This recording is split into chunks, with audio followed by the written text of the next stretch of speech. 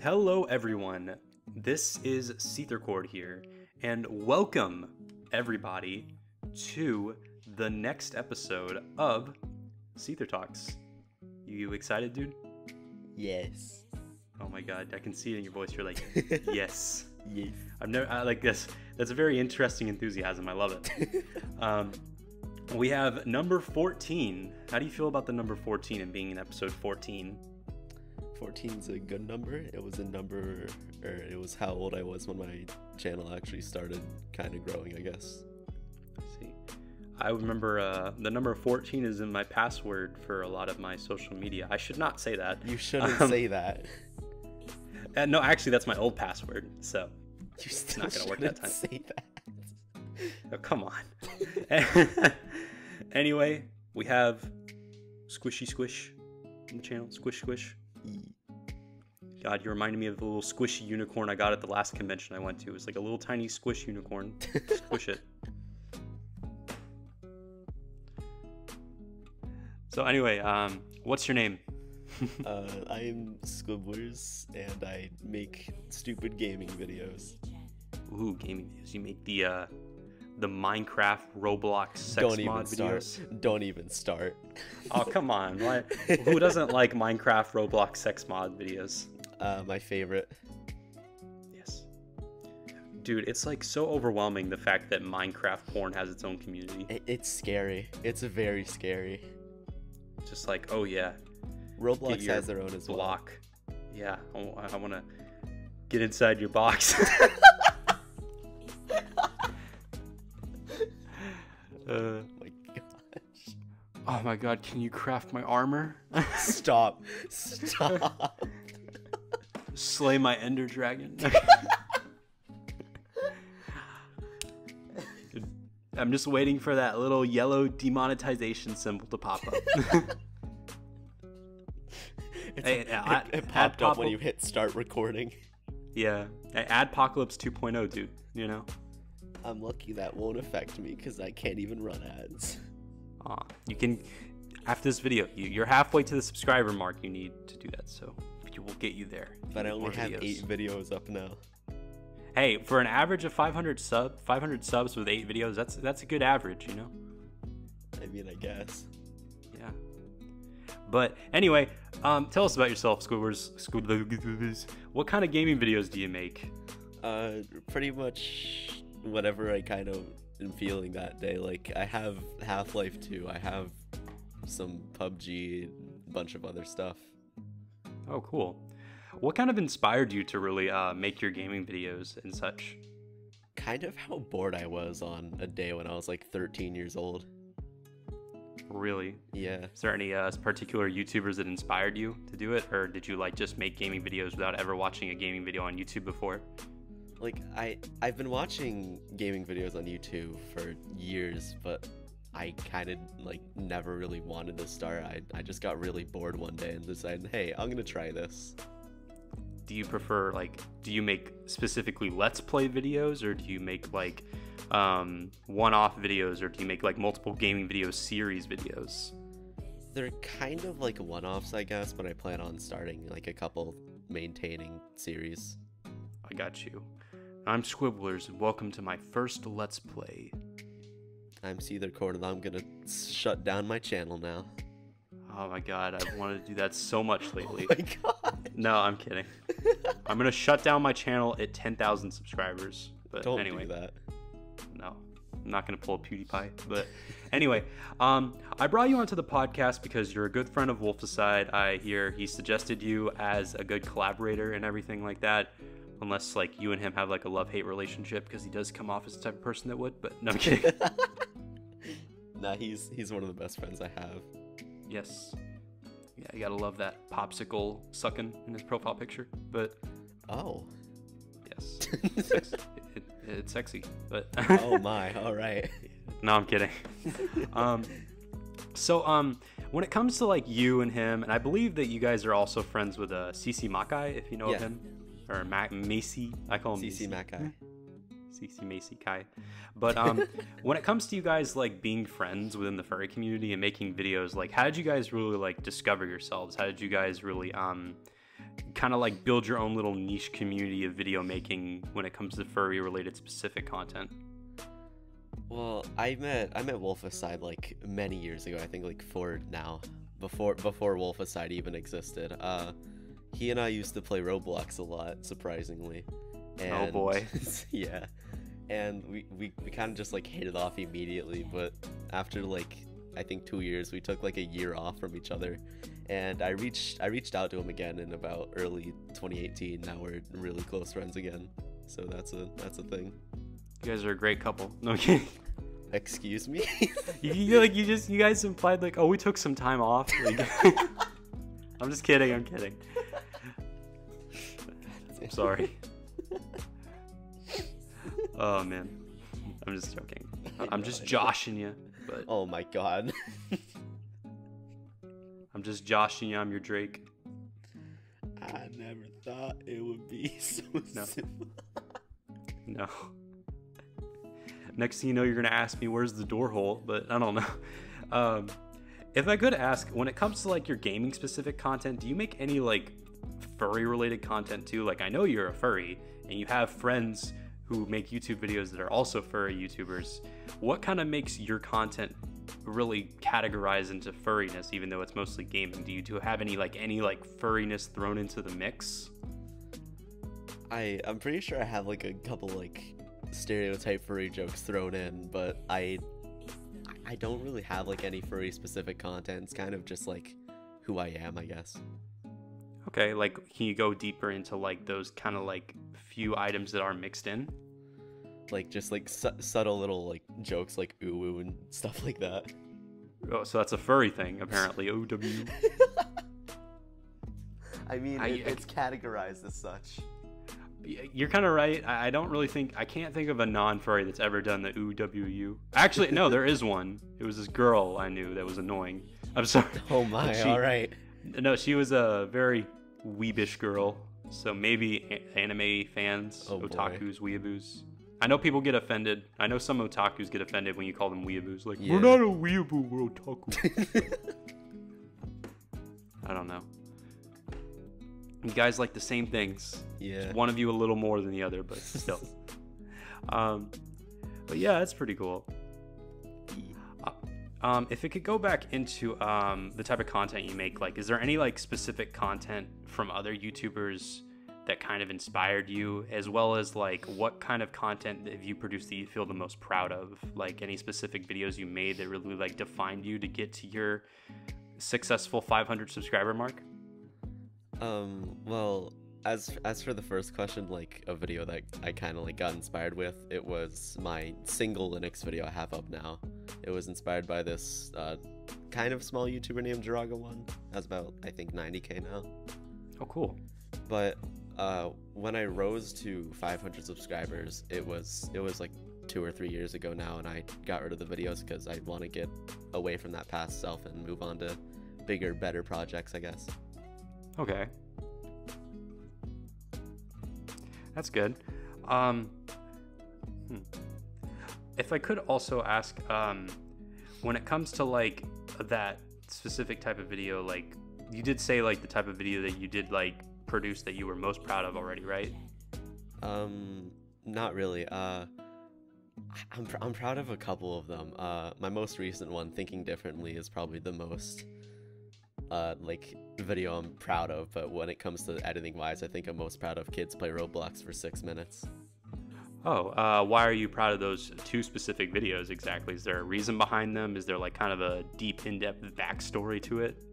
Well, for the Thinking Differently one, the backstory's right in the video. It's me saying a lot about myself and kind of like publicizing some things I have going on. And when it comes to Kids Play Roblox for 6 minutes, it's the most time-consuming editing job I've ever done. Oh yeah, for sure. And like when you make the very in-depth, like intricate, complex edited videos, when the editing is that complex and intricate, it feels like the most rewarding in the end. Like this is the pinnacle of my content. Yeah. I felt that way with my Undertale mini series I did and I felt so proud because I spent probably 30 plus hours on those 3 videos together, because I was like, I got to do something big for 5K, and I did it, and then it got shit amount of views, and I felt so dumb for doing that, and that hurt my channel so bad because I went 2+ weeks without uploading anything else. Ouch. It's fine. I probably should have like not made the project that big, but anyway, that's enough about me. Well, thank you though. I appreciate it. I did get the people who did watch it really liked it. They did. It's just Undertale's kind of a dying thing. So. Yeah. But I think we pretty much covered everything when it comes to the aspects of you with your YouTube channel, everything you're like proud of and everything like that. Or unless we missed one extra thing, have we? I don't think we have, no. Okay. Now we could go into being a furry, which boy. is always this is the meat and potatoes of what people want to hear from people I bring on this channel. I think that's a weird analogy I just used. I'm sorry. Meat and potatoes. I think I've heard that before. You never heard that? The meat and potatoes? Because that's like the main course, you know, like talking about the YouTuber specific content. That's the appetizer, you know, the white rice, you know. The white rice. Wait, what? Got something against fried rice? What? Well, no, we're in America, or at least I assume you're in America.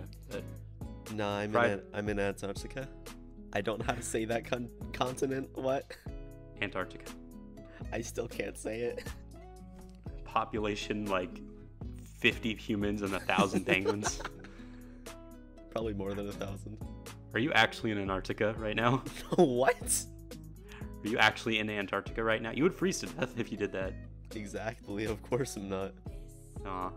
Well, it's just like fried rice. It's good. That's more of an Asian cuisine. We got the white rice, you know, or the brown rice if you want to go healthier. But fried rice will always be superior, though. Yes, it will. Get some chicken. You get some beef. You get some yum sauce with that. Get it to go at a Japanese takeout, and just probably get some hibachi with with broccoli and steak, or maybe get some chicken or even some shrimp. That's great. And we're talking about both food. Steak and shrimp. We'll go chicken then. All right. Well, we can do that, and we just go on about food. That's why are we talking about food? Because you said the meat and potatoes of whatever. Oh my god, you're a foodie. But anyway, but let's go into the furriness. I would say. Oh boy, here we go. Yeah, furries. How long for your life? I don't know how old you are. I would say you're like, how old are you? Like 35 or something? Excuse me, I'm 16. I was half correct or something. Half correct, okay. Because like half of 30 something is like, or whatever number I said, 35 is almost 16. So yeah, it's like 22. Oh my god. Or 20. I don't know. We don't math correctly. Oh man. But so you're 16. I don't know how long of your life you've been in the fandom for. I'd say about like 2 years. That's 12.5% of your life you've spent as a furry. Oh my. Yes. If I could ask you, what really inspired you to get into the furry fandom? Like, what things? Did you see something in your real life? Did you see something online? Was there something from your early childhood that just kind of creeped in and then it like snuck in at the end? Explain. Well, I was kind of like pushed into the community, I guess, by a bunch of my friends who were furries at the time.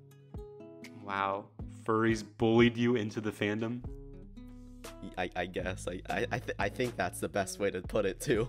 Oh my god, we got a title for the video, ladies and gentlemen. Furry, I was bullied into the furry fandom. I don't know if we'll get demonetized because of the word bullied. I don't know. Does that word get demonetized? I don't know. If it does, I don't know. That's weird. Yeah. Then again, their whole algorithm is weird. For sure. So like with them bullying you into the fandom, how did you get in besides that? What really like was your first starting moment in the community once they pushed you into it? I guess like talking to like other people in the fandom and like making more friends and such. How did you talk to them? Was it through Skype? Was it through Discord? Was it through Telegram? Was it through freaking Omegle? Was it IRC chat or something? It was mostly through like Twitter replies and Discord. I met a bunch of furries through AOL Online. Oh boy. And then you just hear the and then GIF or something. And then you see a UWU after waiting 20 minutes. Uwu connected. Yes. Awesome. So when you met all those furry people, or furry people, I didn't know why I said furry people, but like once you met like all of your acquaintances within the furry fandom through those messengers or Twitter and things like that, what happened after that? Did you then get into the YouTube scene and met all your friends online? Well, it's kind of like a long story because I also like disconnected from the fandom for a little while, but then I came back in like I think mid 2017. Okay, do you want to go deeper into that? Like what happened exactly? I was just kind of like in a bad community at the time, like one of the bad sides of the fandom. I see. Like the real shady side. You were on Instagram, weren't you? No, I'm kidding. Kind of. Like, Instagram furry fandom's just horrible. I'm sorry. Yeah, it is. Instagram furry fandom. But with that being said, when you got back in, like, was it a more positive experiences now currently? You're talking to me, so it must be positive. No, I'm kidding. Yeah, it was a lot more positive. I was in a better place, like, in real life at the time, too, so... That's good. It's a much happier, really better experience. Cool.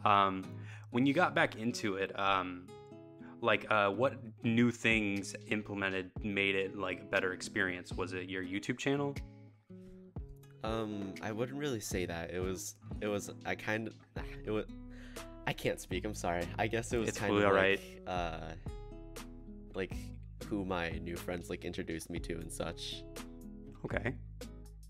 When I found out Wolficide was a furry in about early 2018, like he and I just hit it off immediately again. Well, that's awesome. You were just like, hey, I remember that guy.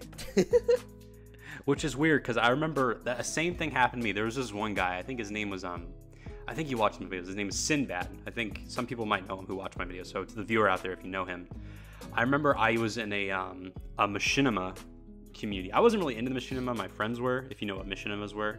Yeah, I think I know what they are. They were a Mario 64 machinima community. Oh boy. And there was like a group, and there was this one dude in there, and he was a furry, and I wasn't a furry at the time. This was like 3-4 years ago. No, it was like maybe 5 or 6 actually. And then I've been in the fandom for like nearly 4 years now.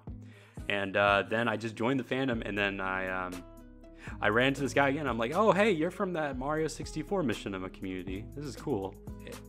It's really weird how you tend to like run into other people on the internet from time to time for unexpected reasons. It's like in real life. For sure.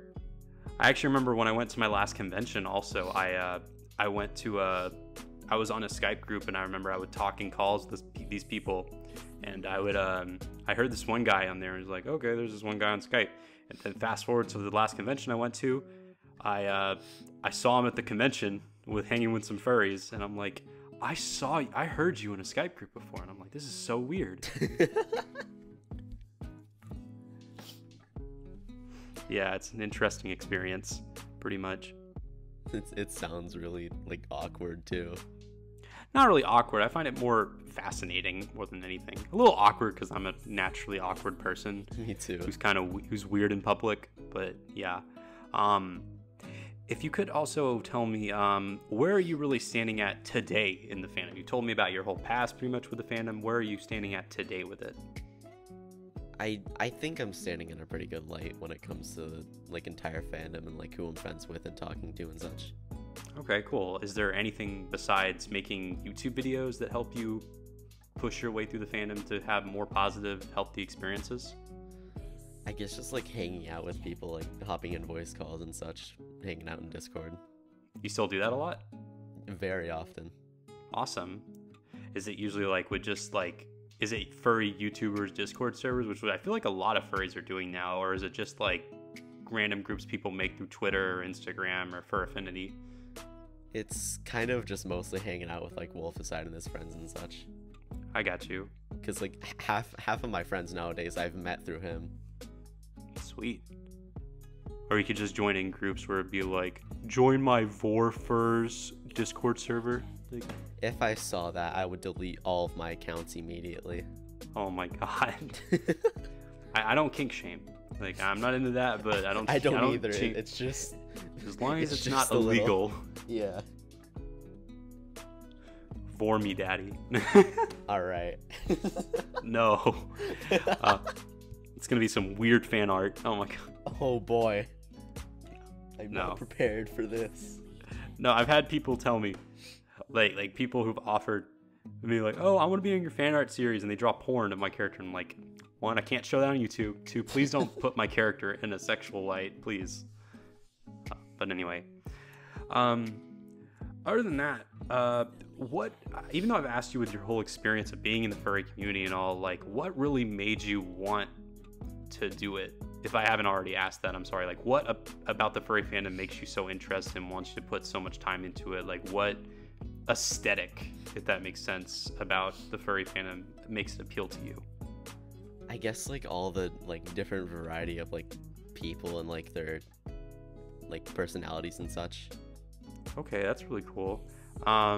Is there any like specific like people or experiences with certain people that stand out to you in your mind that'll stay with you through your experiences as a furry?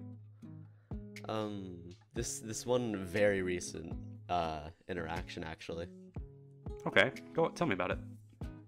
So there's this YouTuber in the Roblox community. Yes, I know, Roblox, ew, stuff like that. But they found my Thinking Differently video in the recommendations of all things with their broken algorithm, and they reached out to me on Twitter, and I was a really big fan of them at the time too. So it was like, yo, this person's reaching out. This is cool, and now we're really good friends. It's great. That is really cool how you guys can bring it to yourselves together. Was it just specifically Roblox, or was there a furry aspect to it that made them want to have a good relationship with you?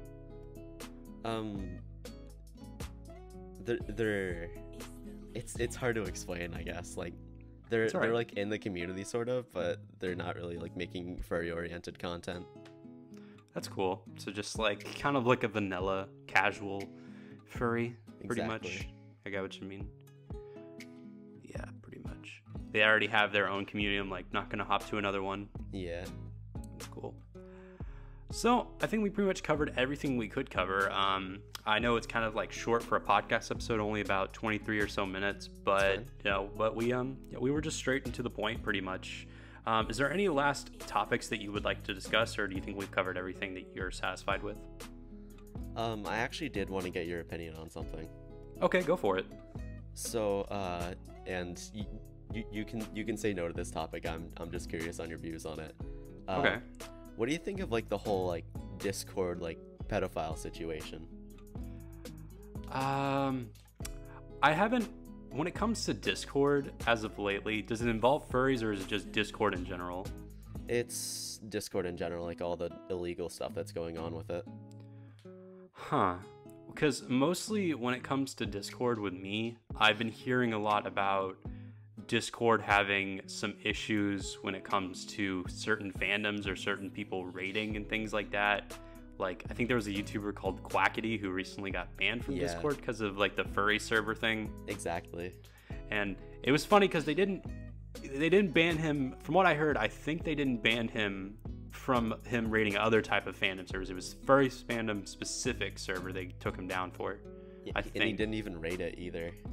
Yeah, just joining in and making a video on it. Mm-hmm. But yeah, bad on the furry fandom for that part, in my opinion. But and I actually was gonna make a video on that soon, but I've been like procrastinating on that one and getting other stuff done. But when it comes to like the pedophilia thing, I have seen that thing pop up kind of more in social media in like different like ways over time. It's always been a thing online. Yeah. I always think that predators online have always been a thing. Like back when the internet first started up in like chat rooms and things like that, and you get like the shows like To Catch a Predator, you know, like the why not take a seat right over there? That's still one of my favorite shows, actually. Oh my god, yes. It's interesting. It is. It's very interesting. But there's that, them getting people through chat rooms, and I hear about the Minecraft community, like that YouTuber, I think it was Line Maker, who had some issues with that. Yeah, I don't want to like assume. I hear there's like a really in-depth story to that, and people are kind of divided on that. Yeah. So I don't want to like assume or put my statement on that, whether or not he did do wrong things right there. And then you have like I heard about the TikTok predator. Yeah. Him. That was kind of messed up too. It's Again, scary. I'm not assuming. Yeah, that is scary, and like just with people being more open in media, and just with Discord, I think it just goes back to the parents. I don't think that Discord should be viewed as a dangerous place to like for predators to kidnap children. Like any place on the internet can cause that, be it Minecraft, TikTok.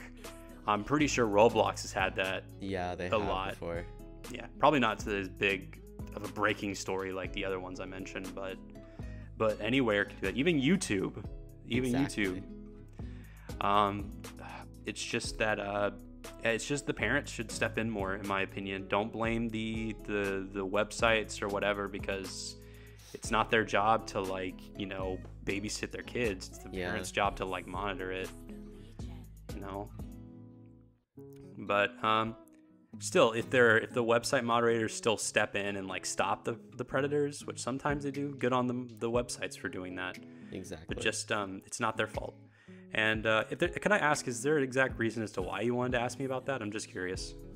Well, it's been like kind of a story I've been still looking into recently, like doing a bunch of research on like what goes on behind the scenes and such. Okay. This might sound a little touchy to talk about, but I think it could be one final thing we could discuss, and there could be the whole predator issue, but within the furry fandom. Have you witnessed that or had thoughts on that, be it with the furry fandom and predators and everything? I've actually had my own experiences with it. Oh, do you? I wasn't really affected, but one of my close friends was, and I'm not gonna mention any names either. Okay, I understand. Yeah, for privacy's sake. I understand. So I guess like we can end it right there with talking about it, or we could like just give our thoughts about other people who have experienced it, maybe, or your thoughts about it overall. I think people should just try to get as much help as they can with it. Yeah. In my personal opinion, I do believe that there are predators, and this is such a really, I am walking on eggshells talking about this because people get so pissed off over this, and I understand. And I don't know if you saw Cothrix's video about the whole situation or not when he talked about it. I think I have. It's just, it kind of blew up because it had 1 million views and things like that. And he had some controversial opinions, and he said certain things that I didn't agree with. And it's not just about predators, but it's just his thoughts on the fandom overall, which got him some hate. Yeah. But he got success out of it. 1 million views, 20, 30,000 subscribers. Good for him. But exactly. But the predator thing, I'm going to say my opinion. I really hope people don't unsubscribe or get pissed off over me saying this. But I do believe that there are people in the fandom that are predators. I'm not saying everyone is, and I'm not saying that you should just assume that everyone in the fandom is a predator. Everyone who's like a grown adult, or people who are like kind of older than the average furry of like 25, like someone in their 30s or 40s is a predator. But I would just say just be careful online when you talk to people. Like, we got more and more younger furries joining the fandom. Like, there's way more younger people in the fandom than there used to be like 5 years ago, especially with furry YouTubers becoming more of a thing, getting more young people into the fandom and everything. They're more at risk of that, and some of them could be in danger. And just be careful out there. Like, don't share too much information. Don't ever post pictures of yourself that you'll regret. Yeah. Ever online. Never ever do that. Do not. Especially in furry chat rooms, man. That's just it's crazy. It's crazy. But that's what I overall think about it. I think you already told the audience your opinion about it with the furries. So yeah, it's kind of kind of a sad note to end on. Is there anything else you want to talk about so we don't end on such a sour note? Fried rice is still superior. That's a good way to end on. You know, the debate, not the issues of actual problems. We're going to talk about fried rice versus white rice versus brown rice. Yes, with some hibachi. Yeah, let's go get some hibachi after this. Hibachi cord. Hibachi cord. Yes. Hashtag hibachi cord. Trending on Twitter.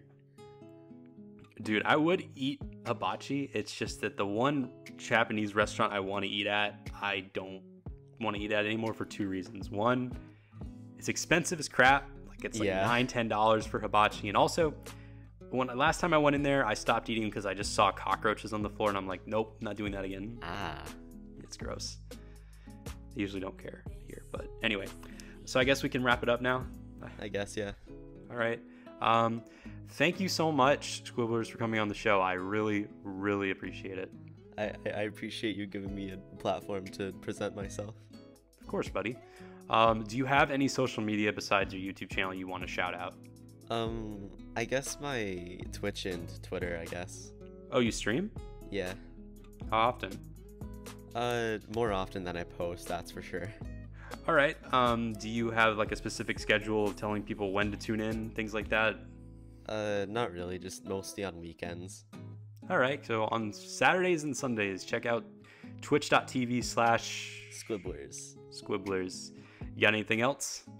My Twitter, which I think Wolficide actually shouted out before, it's squishy with 2 eyes at the end. At squishy. Yeah. Sweet. Anything else besides that? Where's the door hole? No. So check out Squiblers' YouTube, Twitter, Twitch, and door hole.